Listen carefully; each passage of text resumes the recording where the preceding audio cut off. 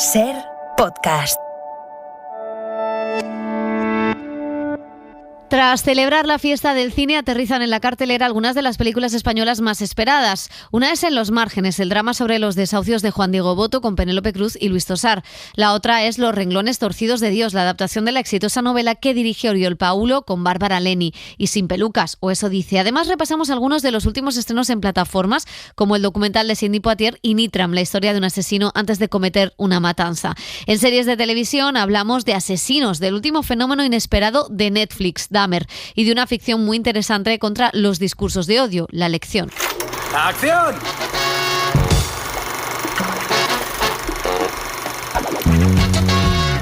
El cine en la Ser con Pepa Blanes.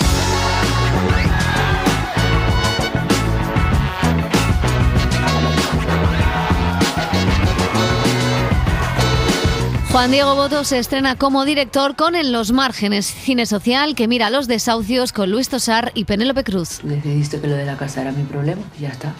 Pues muy bien, yo he ido al banco sola, yo he estudiado la hipoteca, yo he hablado con el abogado, yo he pedido la dación sola, todo sola. Oriol Paulo adapta uno de los libros más populares del tardofranquismo, Los renglones torcidos de Dios, con Bárbara Leni y Eduard Fernández. Podrás trabajar desde dentro, pero nadie puede saberlo.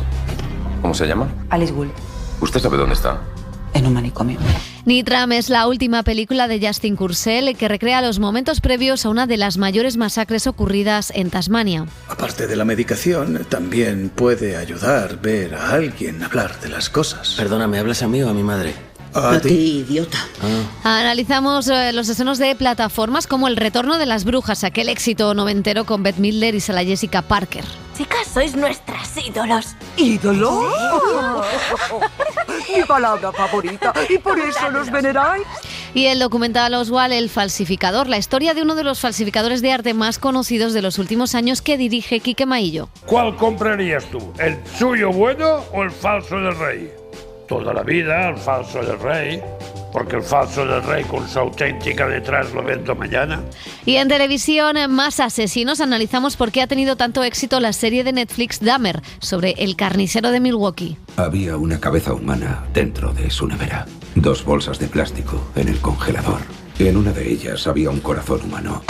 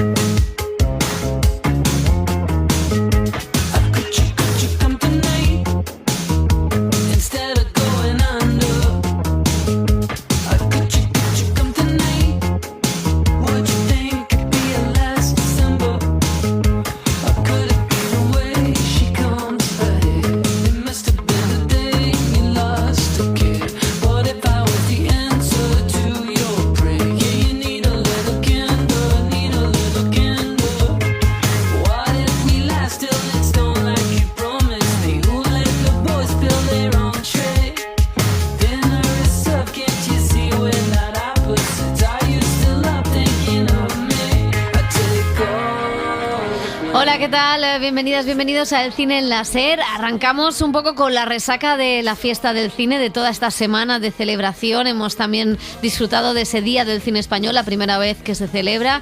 Y sumamos también nuevos estrenos. Pero antes de meternos de lleno en la crítica de todos ellos, nos vamos a ir hasta Sitges. Arranca el Festival de Cine de Terror y de Zombies. Los grandes nombres vuelven al certamen, que inaugura Jaume Balagueró con Venus, una película protagonizada por Esther Expósito. ¿De qué tienes miedo, criatura?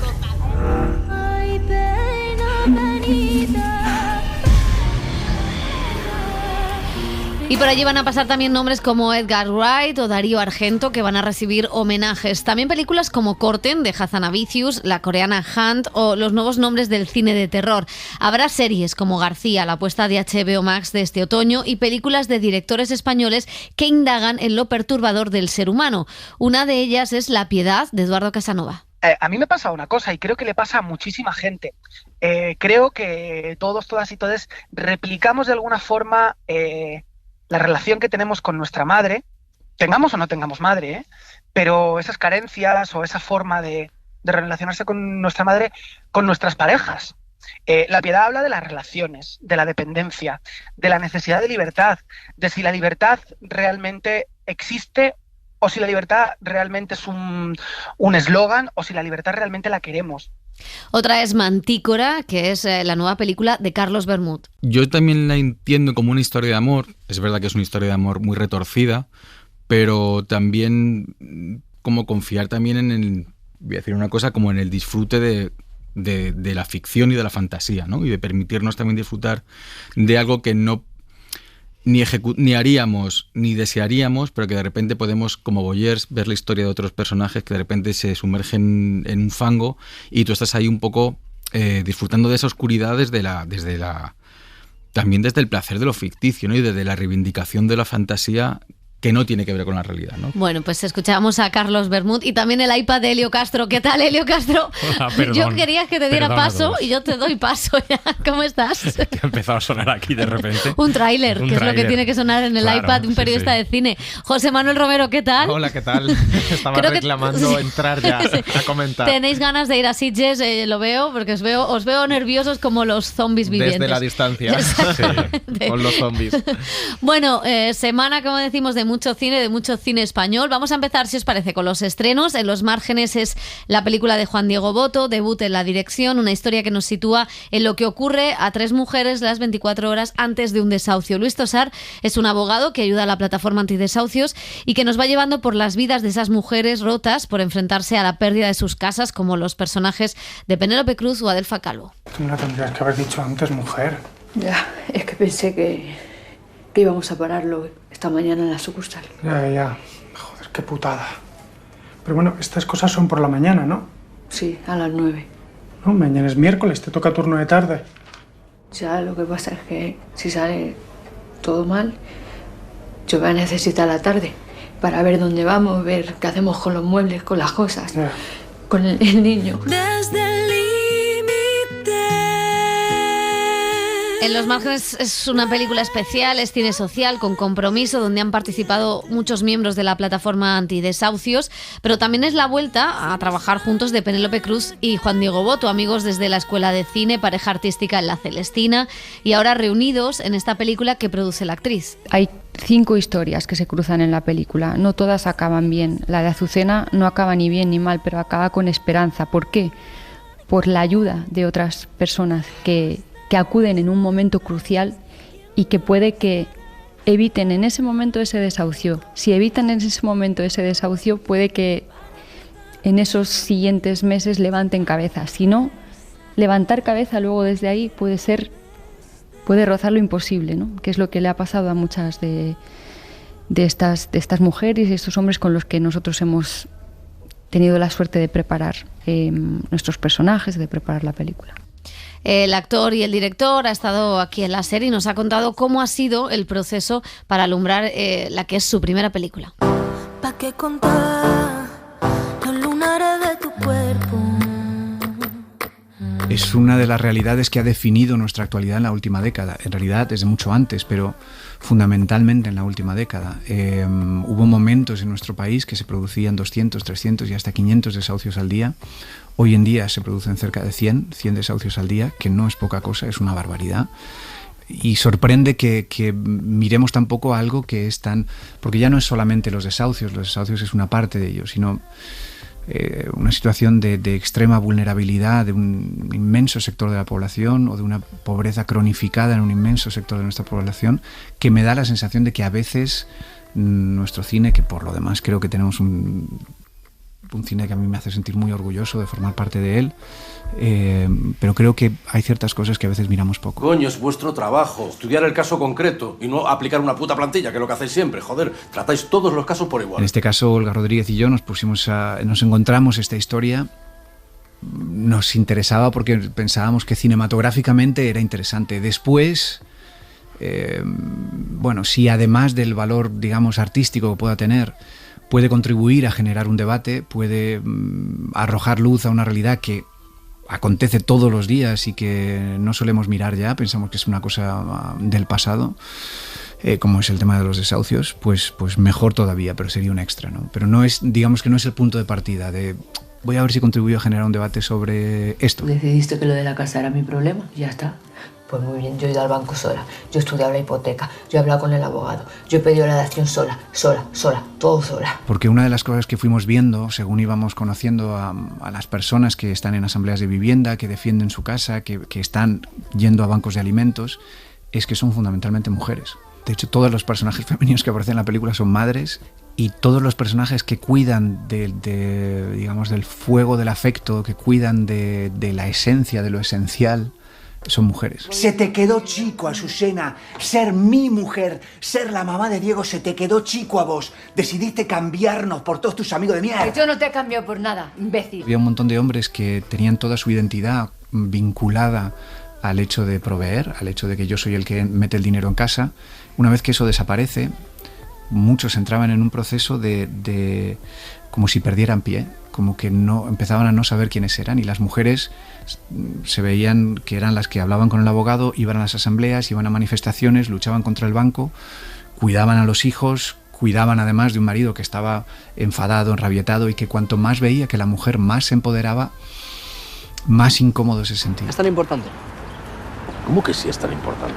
Digo para ti, no sé, dejas todo tirado por esto. Tú realmente no ganas dinero.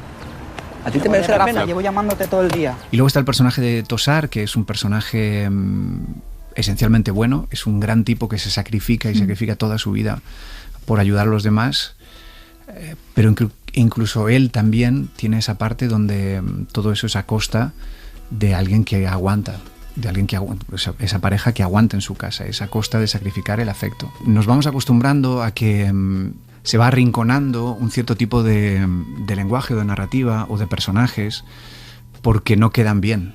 Siempre nos va a gustar un canalla, siempre nos va a gustar un cínico, siempre nos va a gustar... Pero la realidad es que los canallas no construyen sociedad, los cínicos no construyen sociedad, no construyen comunidad. ¿Y qué coño quieres que haga? ¿Que me plante allí y me ponga a gritar que vais a dejar a una familia en la calle? ¿Eh? ¿Que me ponga a gritar que vais a dejar a una familia con un menor en la calle? ¿Quieres que haga eso? Más o menos sé cómo hablar a los compañeros porque entiendo el trabajo, entiendo el oficio y sé cómo me he sentido a gusto con directores que nos han tratado de una u otra manera, ¿no? Yo creo que los actores y actrices son creadores, son parte que aporta artísticamente y creo que hay que tratarlos como tal. Entonces confiar mucho en que tienen mucho que aportar, que si les das el material como para conocer la historia que tienen entre manos van a aportar mucho, con lo cual mi trabajo fue darles mucho material. Le va muy bien, bueno, al menos eso me dice, que me llama todos los días. Pues si le llamas qué buen hijo, Teodora, eso es qué buen hijo. Mira, escucha una cosa, ¿tú sabes cómo se graba un vídeo en este móvil? A ver, déjeme que vea. Lo que guió nuestro trabajo en todos los aspectos, tanto para el trabajo con los actores como con el equipo técnico, era la veracidad. O sea, desde el principio teníamos claro que queríamos que todo transpirara realismo y fuera muy verosímil. Tomamos la decisión de que la cámara fuera casi como si estuviéramos en un documental de National Geographic, ¿no? La idea era, nosotros estamos espiando una realidad como si entráramos en las situaciones un minuto tarde, ¿no? Como si pilláramos a unos personajes que estamos espiando y esa fue la decisión de estilo que tomamos desde el principio y nos mantuvimos muy fieles a ella, ¿no?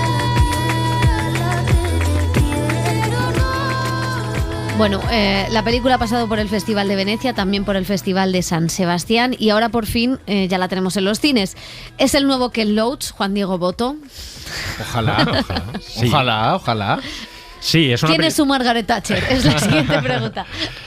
A mí me parece que es una película que es como un grito de protesta, un grito de denuncia, un grito de desesperación, ¿no? Que refleja pues muchas de las cosas que están pasando en nuestra sociedad y yo le reconozco a Juan Diego Botto ese grito, ¿no? de honestidad, ¿no? De plantarse a hacer una película incómoda, difícil, donde está retratada las cosas que pasan y muchos personajes que muchas veces, o la mayoría de las veces, no se reflejan en el cine español, no tanto como se debería deberían reflejar. Lo que pasa es que de esas 5 o 3 historias principales que hay en la película, hay a mí algunas que me gustan más, que me parece que están mejor desarrolladas que otras. Me gusta mucho la de Luis Tosar, que hace de ese personaje que no le llega el tiempo para ir a todos los sitios, ¿no? Y que descuida su vida personal. Me parece muy tierna la relación que tiene con su hijastro. Y luego las otras, pues me parece que están bien, pero que les falta un punto de desarrollo más.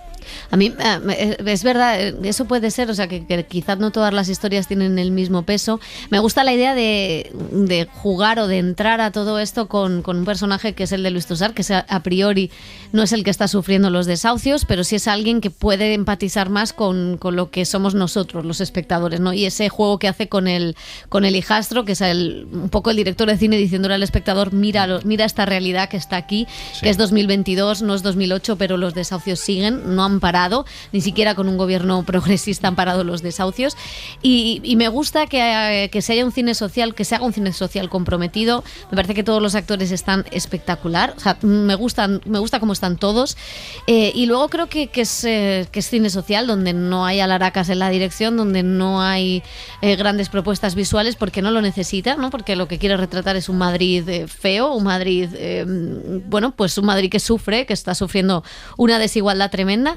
Y yo entiendo que haya una crítica festivalera que quizá ponga en duda este tipo de cine, pero a mí me parece un cine tan honesto, desde una parte muy concreta, que yo compro perfectamente. Y no solo honesto, sino que no tiene que justificarse, que hacer cine social, deliberadamente cine social, es un hecho cinematográfico y artístico tan válido como una película de arte y ensayo, ¿no? Y España quizá necesita pues tener un tótem de un cine social o que aborde estas cosas, porque en España nos hemos acostumbrado a que por miedo, yo creo que es miedo la palabra, se rechaza un cine social o no se quiere hacer directamente un cine social, sino que siempre se enmascara bajo el género, ¿no? Siempre suele ser el policíaco, el thriller o incluso algo de entretenimiento, ¿no? Que hay películas de los últimos años que han tocado temas que afectaban a los ciudadanos, pero lo han hecho desde lo que llaman ellos el género, para no vender directamente que es una película realmente política como todo el cine, ¿no? Y a mí la verdad es que la película me gusta bastante, me emociona, salvando el escollo de los primeros minutos de imaginarte, tienes que cambiar el chip, pero entras a Penélope Cruz en esa situación de una mujer desahuciada, que indudablemente tenemos la imagen de Penélope Cruz de vestida de Chanel, claro, de estrella, de alfombra roja, pues el propio código del cine, pero nos pasa con otros actores, ¿no? Que te obliga a los minutos, pero ella te va conduciendo. Me gusta cómo lo ha estructurado con Tosar, las 3 historias. Me gusta muchísimo la historia de Adelfa Calvo, que no necesita palabras para contar muchísimo, y su personaje y una cara de los desahucios que a lo mejor no hemos visto tanto, ¿no? La de las madres, los hijos, los que avalaron, o no tan directamente, ¿no? Hemos visto más las familias, y creo que todo el conjunto emociona, funciona, cámara al hombro, realismo, el grano que decía Juan Diego Botto en la imagen para darle esa sensación de veracidad, y yo creo que la película en su conjunto funciona muy bien y funciona como quiere funcionar, que es mandar un mensaje y mostrar una realidad que parece que se nos ha olvidado, pero que sigue estando ahí. Yo creo que esa es la función también del cine. Sí, totalmente. Y yo creo, antes decías que sí, es el nuevo Ken Loach. Bueno, pues decías tú, ojalá, pues sí, es que se necesitan muchísimas más películas de este tipo, y Ken Loach, precisamente, pues no se avergüenza, pone mucho también humor, cosa que en esta película en algún momento también destila un poquito. Sí, con el propio personaje de Botto, ¿no? Ese acento argentino. O sea que yo creo que sí, que es una propuesta a tener en cuenta. Bueno, pues hay más cine español. También está la adaptación de una de las novelas más populares del tardofranquismo, principios de la democracia, son Los renglones torcidos de Dios, de Torcuato Luca de Tenas. La adapta Oriol Paulo, director de culto en China y también en España, gracias a películas como Contratiempo. Bárbara Lane interpreta a esa mujer misteriosa que llega a un psiquiátrico para hacer una investigación, aunque la confunden con una de las pacientes. Eduard Fernández y Loreto Mauleón completan este casting, donde las pelucas, ahora hablaremos de ello, son obligatorias. Si Dios nos creó a su imagen y semejanza, como si de una escritura perfecta se tratase, los pacientes que acaban aquí serían como los renglones torcidos de cuando Dios aprendió a escribir. ¿Por qué has venido? No quedaría nada bien un crimen en mi expediente. El director colaboró en la falsificación de documentos oficiales. Sácame. Es usted una mujer enferma y peligrosa. ¿Sabes quién eres, Alicia? Y con el director y con los protagonistas ha hablado José Manuel Romero de por qué adaptar esta novela hoy, en este momento en el que tanto hablamos de salud mental, y también de las dificultades de poner en imagen un libro tan leído. Tuvo que pasar algo allí dentro, pero la policía no quiere escucharme. ¿Preparada? Voy a averiguar qué le pasa a su hijo. Para mí el reto más grande era sobre todo cómo coger una novela escrita hace más de 40 años en una España muy distinta, para un público muy distinto, en un género distinto que es el literario y que además está escrita de una manera muy particular, con mucha voz interior, y cómo eso se puede traducir en una película que se sienta actual y que a la vez respete el espíritu de la original, ¿no? Entonces un poco el reto y el salir de la zona de confort está un poco por ahí, más allá de muchas otras cosas que luego creo que se ven en pantalla. Podrás trabajar desde dentro, pero nadie puede saberlo. ¿Cómo se llama? Alice Gould. ¿Usted sabe dónde está? En un manicomio. Y por algo es el tema que sale así como más recurrente, ¿no? Como esta cosa de la salud mental, del tratamiento de la salud mental. La película se enfoca en ese momento de tránsito un poco entre la psiquiatría antigua y la psiquiatría moderna, o la entrada en el contemporáneo de la psiquiatría. Creo que también tal vez una mujer que genera dudas y que genera inquietud también por su inteligencia, por su belleza, y que planta cara a un sistema muy masculino, muy patriarcal, muy heteropatriarcal, digamos, ¿no? Que es el psiquiátrico. En ese sentido creo que sí que puede haber como mucho diálogo con algo que pasa ahora, ¿no? Había mucha intención de empoderar mucho lo que era la mirada femenina, sobre todo por el contexto histórico. Y luego, a raíz de lo que decía Bárbara, ¿no? El ser fieles a retratar un momento histórico, ¿no? Que es 1979, donde está cambiando el país, pero están cambiando ciertas cosas también dentro de una institución mental, con lo cual hay una nueva psiquiatría que está empujando a la vieja fuera y de alguna manera están luchando por que no exista el estigma, que en la época sí que existía, ¿no? Y nosotros, o sea, lo retratamos y lo contamos, pero hay unos personajes que están cuestionando constantemente, ¿no? Esta manera de funcionar. Tiene delante al más peculiar de los locos que hay aquí. Soy el único que confiesa que lo está. Porque usted tampoco está enferma, ¿verdad? Me he introducido en el hospital para investigar un crimen. Te estoy contando la verdad. Una película como muy técnica también, muy técnica porque es una película muy escrita, donde hay mucho más diálogo de lo habitual, mucho más texto de lo habitual. Es como una película dialéctica y además con un lenguaje bastante particular que no es especialmente cotidiano ni naturalista, ¿no? Tiene algo como de juego la película en ese sentido también, como fabulesco, ¿no? Como un cuento donde hay estos personajes que sí, que está todo bien, que nos vamos a creer, pero que también es todo un gran artefacto y un gran artificio, ¿no? Y eso me gusta mucho a mí también, entrar en ese juego y en ese tono. Pero bueno, me preparé de muchas maneras. O sea, creo que una experiencia como esta te requiere mucha entrega, ¿sabes? Y mucho estar como bastante aislada, físicamente fuerte, mentalmente fuerte, emocionalmente, predispuesta, maleable, voluble. O sea, como que hacer un personaje protagonista siempre es un súper reto, pero además en este sentido esta mujer que me costó mucho ya solo entender qué era la película, entender quién era ella y tal, más. O sea, como que he tirado de mucha gente buena a mi alrededor que me ha ayudado. Al ayudarme a ingresar, el director colaboró en la falsificación de documentos oficiales de los... ¡Basta! ¿Qué está pasando, Alicia? Por favor, sácame de aquí. Bueno, ha sido salir de mi zona de confort, porque me ha obligado a ser muchísimo más selectivo con todo, ¿no? O sea, ya desde retos técnicos, como bien dices, en primer plano está pasando algo, pero en segundo plano hay 200 vidas actuando, que además están todos en personaje, con la patología, con un coach que estaba trabajando con ellos.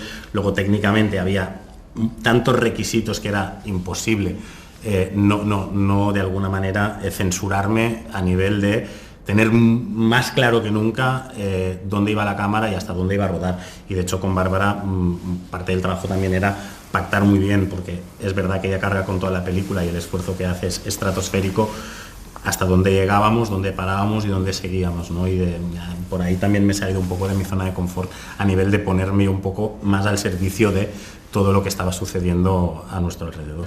Strawberries, cherries and an angel's kiss in spring. My summer wine is really made from all these things. Y Y ahora sí, vamos a desvelar lo de las pelucas. Es loca. José, cuéntanos. Según Oriol Paulo, declaraciones exclusivas, no hay pelucas completas en esta película. Es su primera película sin pelucas completas. Admite que hay extensiones en algunos momentos, pero que es casi todo teñido o pelo natural. Es verdad que sí que necesita una iconografía o cierta caracterización de los personajes para entrar, y le ayuda también a los propios actores. La verdad es que la película para mí tiene baches, es irregular, es larga, 2 horas y media. El libro es complejo de adaptar, sobre todo por entrar en ese mundo de secundarios que tiene dentro del psiquiátrico, y que aquí los toca de refilón, pero sí que los perfila lo suficientemente bien con un buen casting y una buena figuración. Es loca. Yo entro en el juego. Yo entraba en el juego y creo que Bárbara Linney está fantástica, que además representa lo que necesitaba el personaje, esa elegancia, esa mujer misteriosa, súper inteligente, enigmática. Le viene muy bien que esté enfrente Eduard Fernández, porque hay unos duelos dialécticos, porque la novela la aterrizan, la depuran, simplifican la trama un poco, pero sí que tiene una literatura que exigía 2 actores que te den una réplica con verbal y dialéctica de esa altura, y yo creo que están bastante bien. Luego la manera de realizarla, de meterte en ese sanatorio, no está del todo mal, y yo creo que es interesante sobre todo la manera en que coge la historia en la transición, que le quita algunas cosas que quizá eran más polémicas políticamente, pero la coge en la transición, pero la actualiza a través de ciertas miradas, ¿no? Que es la mirada nuestra a la salud mental y a la gestión, y la mirada femenina en un mundo como el psiquiátrico y de los años 70, donde la mujer tenía que luchar mucho más para cambiar las cosas, ¿no? Entonces,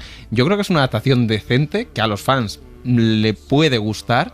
No me atrevo a decir que le vaya a entusiasmar, pero que cumple más o menos con lo previsto. Es una novela que, bueno, ha estado en muchísimas casas. O sea, es una de las novelas más vendidas, y bueno, o por lo menos... Sí. Fue un bombazo editorial. A mí lo que me parece que el cine de Oriol Paulo se basa, casi todas sus películas, en un final grandioso, ¿no? De sorpresivo.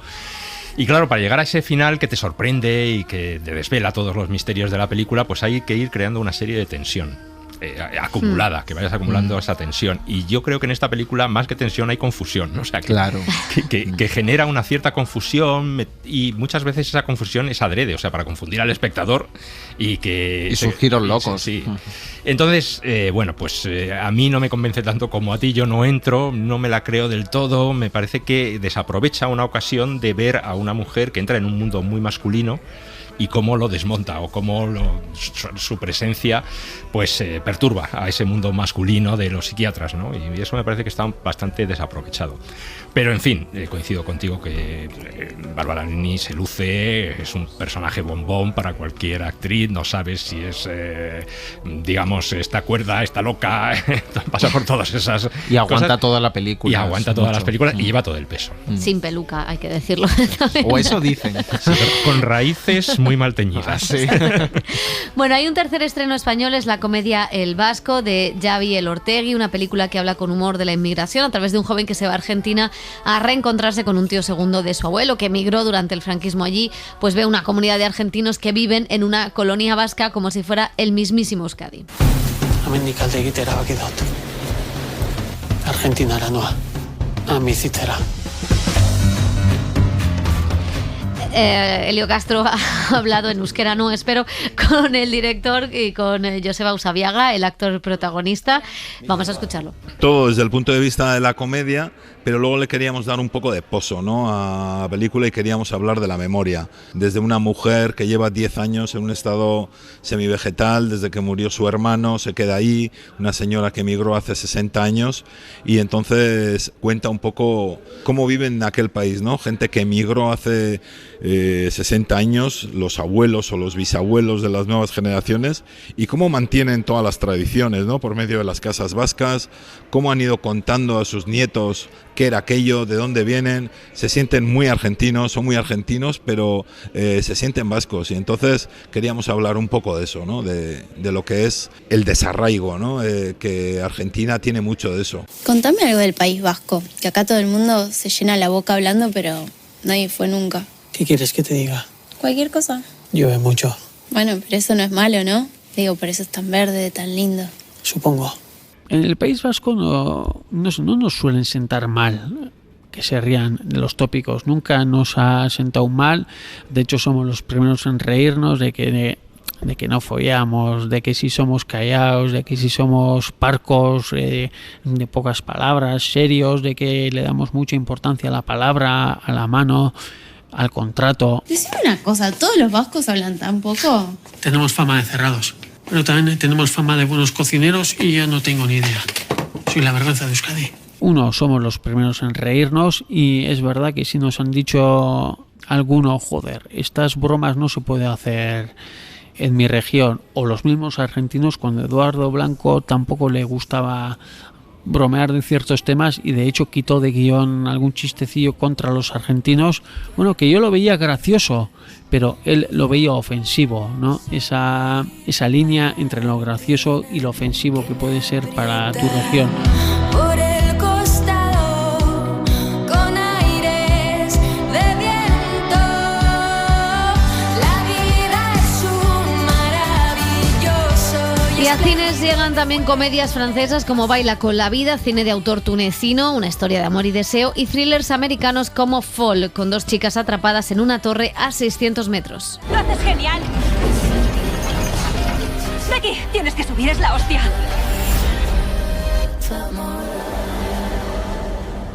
Confía en mí. ¿Qué es eso? El cine en la SER con Pepa Blanes. Y abrimos ahora un bloque con películas estrenadas en plataformas. La primera de la que vamos a hablar tuvo premio en el Festival de Cannes hace 2 años, es Nitram, y ganó el premio a Mejor Actor el joven Caleb Landry Jones. Es un retrato de los hechos previos que generaron la masacre de Port Arthur en el año 96 en Tasmania, cuando un joven inadaptado cometió un asesinato múltiple. La dirige el australiano Joaquín Curcel, director de películas como Macbeth o Assassin's Creed, y consigue adentrarse en la mente de este asesino. Me gusta mucho. ¿Te gusta? Pesa. Vale, esta viene con una correa y te pondré también una bolsa. ¿Traes licencia de armas? No. ¿No tienes? No tengo. ¿No tienes licencia? No. Vale. Tengo esto. Ya sé que tienes dinero, no pasa nada, no es problema. Si quieres más... ¿No vas a registrar los rifles? Bueno, pues yo me perturbó muchísimo esta película, pero me gustó ver un poco cuáles son las horas previas o cómo se genera un conflicto. Áspera o psicológica, pero sí que tiene elementos interesantes y él está muy bien, y sobre todo porque no se centra en la masacre, que ya lo hemos visto muchas veces. De hecho, es bastante cauta por así, o pudorosa con mostrar la masacre, pero sí entrar un poco en la mente del asesino, cómo se van creando los condicionantes, las situaciones, para que este personaje tan solitario, tan falto de cariño, que eso no lo justifica en ningún caso, pero como esa deriva, ¿no?, hacia la violencia. Bueno, pues vamos a seguir. En Amazon Prime Video se estrena directamente Despidiendo a Yang, de Kogonada. Es la segunda película del director coreano, que ha dirigido también algunos capítulos de la serie Pachinko. Colin Farrell y Jodie Turner-Smith protagonizan esta película en la que intentan salvar a un miembro de la familia, su querido androide Yang. Come on, Yang. What are you doing? Come on. Y la verdad es que a mí me gusta mucho el cine de este director, que es un poco intimista, que es un poco reflexivo, y en esta película sobre la relación con un androide, que puede parecer una película de ciencia ficción, un argumento de una película de ciencia ficción, es una película totalmente intimista sobre qué consideramos familia o qué no consideramos familia, y sobre que, bueno, un poco las relaciones entre personas. Muy interesante, muy recomendable. Y vamos también a recuperar otros títulos que llegaron en las últimas semanas, pero el fervor de los festivales pues no nos ha permitido hablar de ellos. En Disney Plus se ha estrenado la segunda entrega del Retorno de las Brujas, la famosa película noventera. Vuelve a juntarse el trío de actrices Bette Midler, Sarah Jessica Parker y Kathy Najimy, una secuela que nos sitúa 29 años después de que la adolescente resucitase a esas 3 brujas que regresan con ganas de venganza. Lociones, como pociones. ¿Pociones? Sí, son como pociones, pero mucho mejores porque las almas ya están incorporadas. ¿No podemos atraer niños hacia su muerte? No, porque ya están muertecitos. No, así ahorraremos tiempo. Sois muy amables. Me chiflaba lo de atraer. Era mi único cometido. Vaya. Hermanos, confabulemos. Bueno, Siempre está bien ver a Bette Midler. Hombre, por supuesto. Por supuesto. Pero bueno, esta película, yo tengo a mis amigas locas por ver la segunda parte, porque la primera tuvo... Mira, y Julia También. García, la técnico, está deseando que Y eso llegue... que es un poco caricaturesco ya Sí. ahora verlo. Bueno, Bette Midler siempre, estará Jessica Parker a veces. El director Peter Farrelly, ganador del Oscar por Green Book, estrena en Apple TV la comedia Yo me encargo de la cerveza, con Russell Crowe, Zac Efron y Bill Murray. Plantel de lujo para esta historia ambientada en el Nueva York de los 60, donde un barrio entero decide organizar un viaje para llevar cerveza a los combatientes de Vietnam. Todo el mundo hace algo y tú no haces nada. ¿Cómo dices? Serví 4 años en uniforme y empecé a los 18. Tú jugabas al póker en una base de Massachusetts. No esquivabas balas, solo las cuentas del bar. No actúes como si hubieras estado allí. Oh, venga ya, ¿sabes qué? Que te den. Venga, vámonos. No iré a ninguna parte contigo. Voy a plantarme aquí cada día hasta que haya terminado la guerra, porque esta guerra es inmoral. Y hay también estrenos de documentales. Seguimos en Apple TV, donde puede verse Sidney, una película que aborda el legado del actor Sidney Poitier, icónico, activista, un homenaje al intérprete de Los Lirios del Valle, que fue el primer actor afroamericano en ganar el Oscar por una actuación. 48 years ago, the winter of 1945, Sidney Poitier walked into a small theater in Harlem. Pues es un documental, la verdad es que no solamente repasa la vida de Sidney Poitier, sino lo que significó en esa América de los Estados Unidos de los 60, ¿no? De los 50 y de los 60, cómo rompió el estereotipo de los trabajos para actores negros que se ofrecían en Hollywood, y que él nunca hizo un papel de subordinado, que lo rechazó, ¿no? Que sus personajes tenían que decir algo para él mismo y para la comunidad, y la contradicción que eso también supuso en muchas ocasiones entre la población negra, porque le veían como un negro pues acomodado a los blancos, ¿no? Cosa que él, pues, y muchos testimonios rechazan. Bueno, y otro documental es Oswald el falsificador, lo dirige Quique Maillo, ganador del Goya por Eva, lo pueden ver en Filmin. Indaga en la figura de un artista catalán perseguido durante años por la justicia por ser una de las piedras angulares de la operación Artista. He falsificado obra. He vendido, he ganado millones de dólares. He hinchado el mercado americano con obras de Miró, Klein, Chagall, Picasso. Será verdad, pero las denuncias, ¿cómo es que nadie me ha denunciado? Estando de vacaciones estaba buscando material para poder escribir una película de timadores, de falsificadores, y di con un artículo que hablaba de un falsificador catalán mayor que estaba en busca y captura, y le dejamos un mensaje en Facebook. Y mientras, pues, hacemos lo que habitualmente y clásicamente se hace desde el periodismo, ¿no? Que es acercarnos a las fuentes legales, por decirlo así, sus abogados, los cuerpos policiales que estuvieron inmiscuidos en el caso. Y hay un momento dado en que él aparece y pregunta qué estamos haciendo, y ahí arranca una relación que nos lleva a pensar que es, dado el carisma y la excentricidad del personaje, que es mejor hacer un documental, porque nadie nos va a creer si trasladamos ese tipo de carácter a una peli, ¿no? Y va a parecer a una peli de ficción, y va a parecer muy excesivo. Y así es como de una peli de ficción empezamos a desarrollar un documental. Es un narciso con patas. Yo creo que para lo bueno y lo malo, él siempre se ha mostrado muy honesto, con muchas ganas de demostrar quién era. Creo que él veía en el propio documental un vehículo para que su propia obra, la obra que no es falsificada, la obra original de Oswald Aulestia, fuera conocida, ¿no? Y sí, al principio tiene esa reticencia de desconfianza, de ¿por qué queréis saber de mí? ¿Dónde me puede llevar esto? ¿Hay algo legal? ¿Estáis investigándome de alguna manera? Y cuando empieza a confiar, pues empieza a abrir.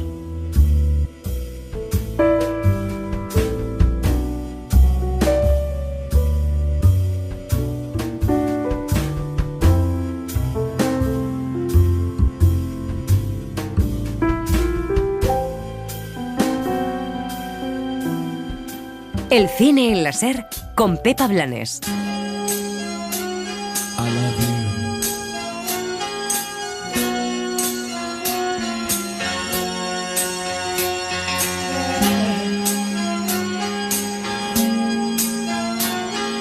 Las series.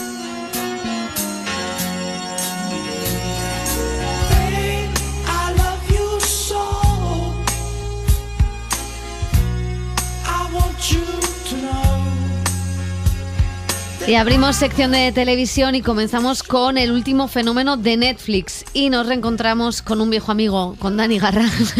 Hola chicos, ¿qué tal? Y con Ryan Murphy. Con Ryan Murphy, ese viejo amigo que nos está dando un poquito más de lo que nos ha dado últimamente en Netflix. El último fenómeno que según Netflix es un fenómeno. Siempre presuntamente. Vamos ya sabéis cómo es esto. Bueno, mira, no ha podido, o sea, Blonde no ha sido un fenómeno, ahí no pueden mascarar las cifras. Y parecía que sí. Pero no, hablamos de Dahmer, que es la nueva serie del creador, que según esos números de Netflix es su ficción más vista, por lo menos así en todo el mundo, y eso que no es apta para estómagos delicados. No lo es, no. Es una biografía muy explícita de Jeffrey Dahmer, un asesino en serie y agresor sexual que llegó a ser conocido como el carnicero de Milwaukee. A lo largo de la década de los 80 mató a 17 hombres, algunos de ellos menores de edad y la mayoría racializados, llegando a desmembrarlos y a practicar canibalismo con sus cuerpos. Sus crímenes han pasado a la historia como algunos de los más atroces cometidos por un asesino en serie, y ya desde joven, cuando era un niño atormentado de familia desestructurada, comenzó a sentir fascinación por la muerte y las vísceras. Evan Peters, el actor fetiche del prolífico creador de Ryan Murphy, interpreta este frío y perturbador asesino. ¿Sabes? Una vez hicimos un experimento en clase. Cogimos una rana y luego le abrimos la cabeza. Sacamos su cerebro dejando solo un trocito del bulbo raquídeo. Respiraba y el corazón le latía, pero no podía pensar ni sentir nada. Y entonces mi profesor nos enseñó que si coges un algodón empapado en ácido y lo aplicas al trocito de cerebro que queda, ¿sabes lo que pasa? ¿Qué? Pues que las patas de la rana intentan apartar el algodón. Está claro que no debería ser capaz. La parte del cerebro que hace eso ya no está. El cerebro es una cosa fascinante. En la serie Ryan Murphy muestra el despertar de este criminal perturbado, pero también se pone en el punto de vista de las víctimas, mostrando sin tapujos los métodos de seducción, anulamiento y violencia que empleaba cuando los convencía para entrar en su casa. Además de ese relieve humano con el que Murphy y su colaborador habitual, Ian Brennan, dan a las víctimas, muestra la homofobia y el racismo vigentes en el momento, principales causas o motivos de que Dahmer campara a sus anchas durante tantos años. Miren, ya no sé qué más decirles. Vivimos los dos juntos. Pasen si quieren. Se lo demuestro. Tengo fotos de él y eso. Muy bien. ¿Qué apartamento es? Espere, ¿van a permitir que se lleve al chico dentro otra vez? A ver, dice que el chico vive con él. Vamos a llevarlo a su casa. ¿Y no quieren saber primero cuántos años tiene el muchacho? Señora, dice que es su novio. Ya nos ocupamos nosotros. Lamento las molestias, de verdad. Bueno, Dahmer se estrenó prácticamente por sorpresa, sin promoción, una cosa muy habitual de Netflix, el pasado 21 de septiembre, pero sigue siendo número 1, como decíamos, pues en los datos globales de la plataforma. ¿Cómo creéis que lo ha conseguido? Pues la verdad es que 5 días antes del estreno nos enteramos de que existía la serie con un tráiler. No hubo preestreno, no hubo visionado previo para prensa ni entrevistas, pero la miniserie, según siempre los datos de la plataforma, consiguió casi 200 millones de horas vistas en los primeros 5 días. No es una estrategia novedosa, como dices, de vez en cuando a Netflix le funciona, como ya pasó con el fenómeno de Gambito de Dama o con Unorthodox.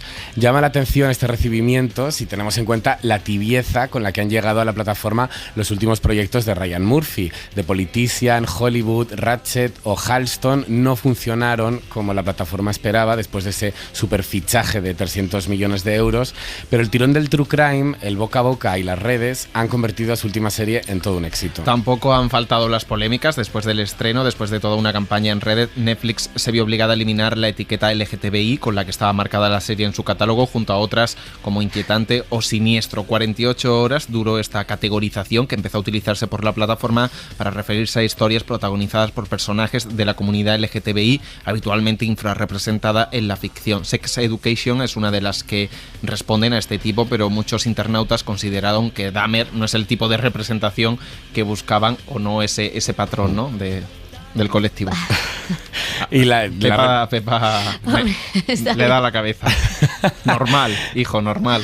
La representación cruda, sin miramientos de cómo el psicópata perpetraba sus crímenes, también ha sido el eje de otra polémica en la que se ha visto envuelta la serie últimamente. Los familiares de las víctimas han protestado. La hermana de uno de ellos, que además está representada en la serie, en la ficción, ha escrito un artículo en el que se queja de que Netflix vuelva a abrir heridas tan dolorosas y sobre todo de que trate de hacer negocio con un caso tan complicado y doloroso para ellos. Conocí a Lionel y a su mujer Sari cuando se celebró el juicio. Parecían personas decentes. Mire, además de al ayuntamiento, denunciemos también a Dahmer y su familia. Frenaremos el dinero que puedan ganar con el libro. Películas, documentales, entrevistas pagadas, incluso los pequeños donativos que puedan estar enviándole a la cárcel sus fans. Y lo hacen, lo leí en el periódico. No deje que ese hombre gane ni un solo centavo. No sé. A ver, demandar al ayuntamiento y al propio Dahmer me parece bien. Pero ir a por su familia, con lo que habrán sufrido también. Podrían ganar millones. No creo que hayan considerado compartir ese dinero con usted ni con los parientes de las otras víctimas, o no voluntariamente. Bueno, pues vamos al lío. ¿Qué os ha parecido Dahmer a vosotros? A mí la verdad es que no, ya no por la dureza, es que no me ha conseguido... No me ha conseguido enganchar como La Serpiente, que yo sí que aguanté hasta el final, o otras series de asesinos, pero bueno, entiendo que es un filón para las plataformas. Yo creo que sí, que hay una fascinación que no todo el mundo quiere reconocer, pero sí que hay una fascinación por los true crime, por las historias truculentas. A mí sí que me está gustando, es irregular y hay capítulos que están unos mejor que otros. Lo que sí que percibo un poco la hostilidad, que las críticas que ha recibido, ¿no? Un poco una infantilización de que no se pueden hacer series con asesinos reales o una recreación de historias reales desde una ficción y entrando en el universo. Realmente Dahmer sería como un capítulo muy largo, porque son 10 capítulos de Mindhunter, de lo que pasa antes, de esos interrogatorios, yéndole a preguntar cómo llega un asesino a ser un psicópata, ¿no? Cómo un criminal llega a ser esto. Se habla también mucho de la humanización. Es que un asesino es un humano, hasta donde yo sé. Es decir, estás humanizando, vale, con la cámara se puede humanizar, con la mirada, pero lo que intenta explicar es un poco cómo un chico de una familia tan falto de cariño, ¿no? Llega a cometer esos asesinatos que ni él mismo se puede explicar, y que es muy curioso porque viendo la serie, que crees que es un asesino en serie de libro, de estos que es sucesión de crímenes, entre el primer crimen por accidente, que esto es un poco spoiler, pero bueno, es la historia real también, entre el primero por accidente y el segundo pasan 9 años, entonces él se estuvo controlando 9 años, pues ahí a mí hay algo ahí de la psicología del personaje que sí que me interesa mucho explorar, o esa fascinación por estas cosas. Es cierto que las víctimas, entiendo que si no han preguntado a la familia y esto genere polémica, se habla mucho de la revictimización que sufren al ver en pantalla por sorpresa, sin previo aviso, 5 días antes, una serie en la que ellas participan como parte del proceso penal que hubo contra este asesino. Entonces sí que entiendo que haya una serie de quejas o que se vean en pantalla sin casi pedirle derechos. No sé cómo se gestiona esto, sí. Los derechos de imagen, al ser una recreación ficcional de un proceso real, ¿no? Entonces sí que tiene elementos para la polémica, pero a mí me parece una indagación en la mente del asesino, del psicópata, de cómo se genera, interesante y regular. Y luego, por ejemplo, hay capítulos que están muy bien dirigidos y la puesta en escena me gusta. Dirige 4 la hija de David Lynch, que me resultó curioso, y creo que es una serie bastante interesante. A mí, quizás más la banalización, ¿no? Que al final no estás contando la historia de un asesino. A mí me falta más explicación, o sea, no hay tanta psicología como en Mindhunter, o esa psicología me parece muy facilona. Pero claro, por supuesto que se pueden hacer biopics, o sea, yo no entiendo la polémica, entiendo que a las víctimas les guste más o menos, pero eso ha pasado siempre cuando se ha hecho una película sobre algún caso real que puede escocer mucho, digamos. Tampoco sé cómo se gestiona el tema de derechos o cómo se gestiona el pedir permiso. Creo que en el caso de Ryan Murphy es que me parece que hay una espectacularización en todo lo que cuenta más que un retrato. A mí me da la sensación, en lo que no la he visto entera, pero lo que he visto de serie me da la sensación de que hay eso más que una explicación sociológica, que por ejemplo veníamos hablando de Nitram, que sí que creo que ahí está mejor analizado. Sí, pero aquí tiene el racismo que decía Dani, ¿no? Y la homofobia, que también hay un señalamiento a los cuerpos policiales y a la inoperancia policial por unos motivos muy concretos. Claro, es que yo creo que es un true crime muy jugoso de llevar a la pantalla, ya no solo por lo gore o lo cruel que eran esos asesinatos, sino por todo lo que hay detrás. Toda esa incompetencia de la justicia, la inoperancia policial, la homofobia, el racismo de los policías que se acercan a la escena de los hechos, y también cómo indaga en la mente del asesino, de Dahmer, un poco también en la desatención del sistema de salud, porque bueno, estaba claro que tenía enfermedades mentales, que todo eso se acrecentaba con alcoholismo, que su madre se tomaba un montón de pastillas cuando le estaba gestando. Todo eso también influye, ¿no?, en su carácter posterior. Me gusta cuando Ryan Murphy se sale del brilli-brilli, del glamour. Yo creo que esa atmósfera, esa grima que da Ivan Peters, creo que está muy bien conseguida. Esa casa que parece que tú lo estás viendo y lo estás oliendo, ¿no? Sí. Que tiene que oler fatal. Eso sórdido. Pero creo que donde falla es que no sabe diferenciarse muy bien. No sabes si es una serie sobre el asesino o sobre las víctimas, ¿sabes? Entonces no llega a definir muy bien ninguno de los dos lados. Por un lado, creo que hace una caricatura a veces del asesino, y por otro lado tampoco te explica bien el arco sociológico de las víctimas. Entonces creo que ahí se queda en tierra de nadie. Luego la gente también está un poco cucú, porque creo que se han vendido las gafas por no sé cuántos miles de dólares. Claro, de la a eso me fascinación con los refiero asesinos, claro, ¿sabes? La frivolización que a eso me entiendo refiero a lo que vas tú, pero claro, eso ya es casi ajeno a la serie. Sí. Bueno, si Ryan Murphy y Netflix tienen una relación consolidada, también podríamos decir lo mismo de la que mantienen la plataforma y Mike Flanagan con La maldición de Hill House. El director inició su andadura en el género del terror en el año 2018 y ahora llega con una nueva ficción, El Club de Medianoche.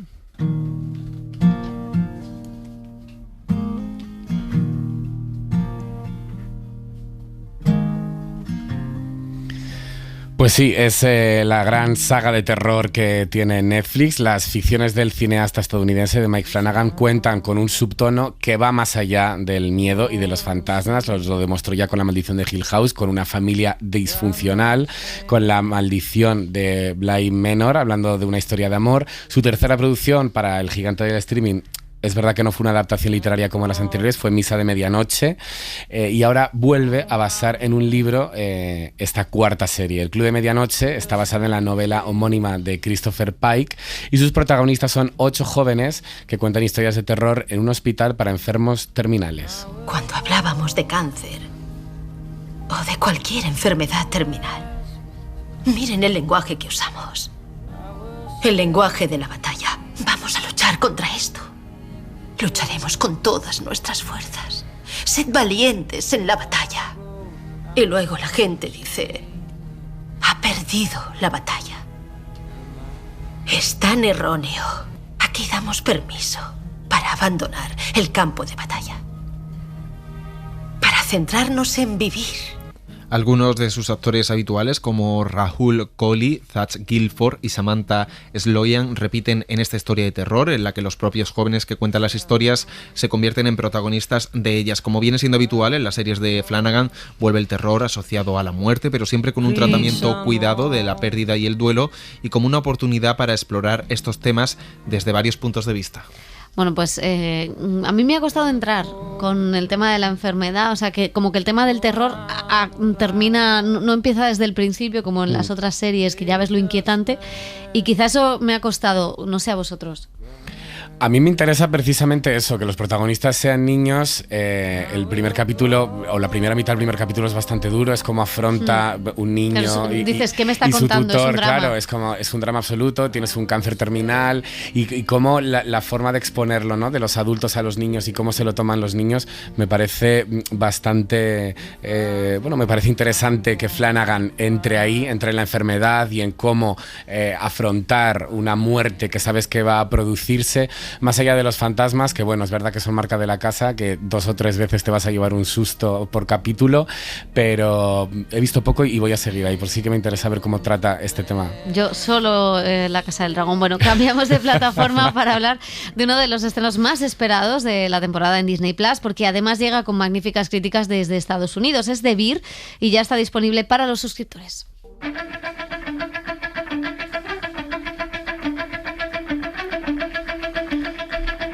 Pues sí, teníamos ya muchas ganas de hablar de este estreno, porque desde que se estrenó en junio en Estados Unidos no dejan de llegar los comentarios positivos, y ya podemos ver aquí en España esta serie de FX que se introduce en una cocina frenética y sin respiro. Los protagonistas de The Bear se dejan la piel para tratar de reflotar un negocio ruinoso mientras tratan de solucionar los problemas personales que arrastran. El suicidio del hermano del protagonista es el desencadenante de esta serie de capítulos de aproximadamente media hora. Así es como suena la serie, con una discusión continua. Okay, listen, I'm trying to talk to you, okay?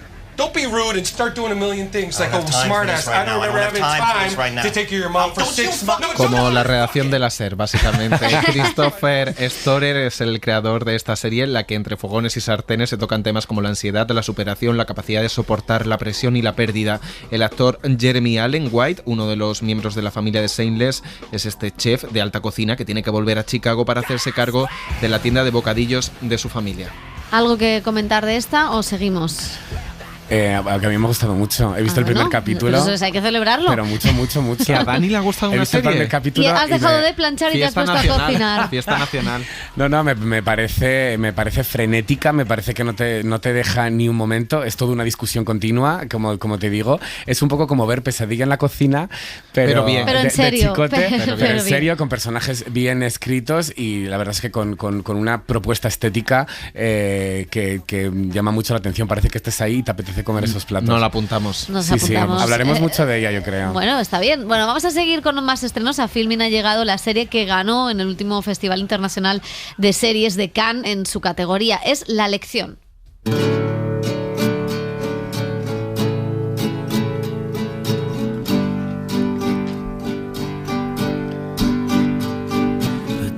Pues sí, es una serie israelí que parte de una discusión en un instituto entre un profesor de educación cívica y una de sus alumnas de 17 años. Una bronca alrededor del racismo y del conflicto entre árabes y judíos en Israel, que pronto salta del aula a convertirse en un problema mucho mayor, que hará que el conflicto llegue a ser toda una batalla ideológica entre dos partes tradicionalmente enfrentadas. Los 6 episodios siguen el efecto dominó de su desacuerdo desde la clase a toda la escuela, después a toda la comunidad, a los medios de comunicación y a la explosiva realidad política a la que Israel enfrenta hoy día. El acoso es un problema. La situación de las mujeres también, pero atribuir un rasgo a una raza o decir que solo los árabes acosan es racismo. Vale, ¿y qué pasa si un árabe te llama perra judía? ¿Eso no es racista? Eso es horrible. Nadie tiene derecho a decirte eso. Pues me lo han dicho. Maya Lansman, la actriz que interpreta a la joven protagonista y ganó un premio por ello en el festival, comparte protagonismo con Doron Ben David, que interpreta al profesor y que es un actor muy conocido en el país con series como Fauda, que también nos ha llegado a nosotros. La Lección es una serie que utiliza el conflicto entre judíos y árabes en el país hebreo para hablar sobre racismo, justicia social, la peligrosidad de los vídeos virales y la polarización política. Cualquiera que me trate como una puta porque no llevo hijab no es parte de mi país. Pero aún así, son ciudadanos como tú. Todos están de acuerdo en que hay un problema. Ve a la piscina y lo verás. No toda la clase. Mi hija está en el equipo de natación y no ha tenido nunca ningún problema. Porque nadie la molesta, porque está su padre ahí y todo eso. Leanne, Ya Leanne, lo pillo. mejor no sigas por ahí. A lo mejor no te quiere decir que un árabe le ha tocado el culo, porque seguro que empezarás a dudar entre si Leanne. llamarlo acoso o Leanne, racismo. basta. Para ya. ¿Por qué? ¿Qué he dicho? Me dijiste que no pasaba nada. Comprendo que no te gusten los árabes. Me gustan tanto como yo a ellos. Bueno, brevemente. A mí me chicos. gusta mucho la serie. Creo que también tiene un punto efectista que busca giros demasiado, o sea, todo conflicto. Muy TikTok. Sí, no, porque cada capítulo son media hora y a veces amplía el registro de secundarios, ¿no? Y todo tiene que tener un conflicto en la familia o todos los personajes, y no lo necesita porque tiene el potencial suficiente de un aula y del conflicto que se genera entre la alumna y el profesor, la viralización en redes sociales, el circo mediático que se monta y cómo la política pues lo contamina todo, y la situación de Israel pues es una situación muy complicada, y cómo emergen los discursos de odio en un aula, que al final ese es el tema de la serie, pero yo la recomiendo muchísimo. Yo también, me parece una historia muy compleja con muchos grises que ahondan en dos puntos de vista sin posicionarse, dando voz a todos los protagonistas y a todas las partes, y ojalá aquí pudiéramos hacer una serie parecida. Pues ojalá, pues chicos, lo vamos a dejar aquí, gracias. A ti. Y terminamos el Cine en la SER. En la dirección técnica ha estado Julia García, en la producción, redacción y redes redes sociales, José Manuel Romero y Laura Martín de Santamarina. Volvemos la semana que viene. Adiós. Cups are cracked and hooked above the sink. They make me think.